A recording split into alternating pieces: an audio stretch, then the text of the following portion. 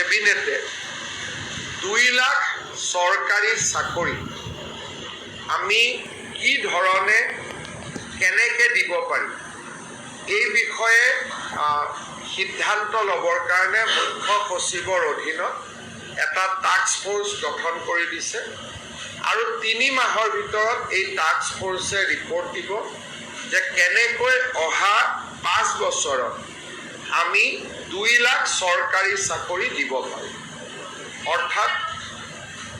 অৰ্থাৎ মুখ্য সচিব ডাঙৰীয়াই প্ৰতিটো বিভাগৰ লগত কথা পাতি চৰকাৰী বা চৰকাৰৰ দ্বাৰা নিয়ন্ত্ৰিত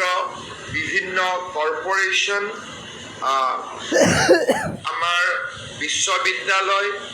6 শিডিউলৰ কাউন্সিল এই গোটেইবিলাকত মিলি অহা 5 বছৰত আমি কেনেকৈ 2 লাখ যুৱক যুৱতীক চৰকাৰী চাকৰি দিব পাৰোঁ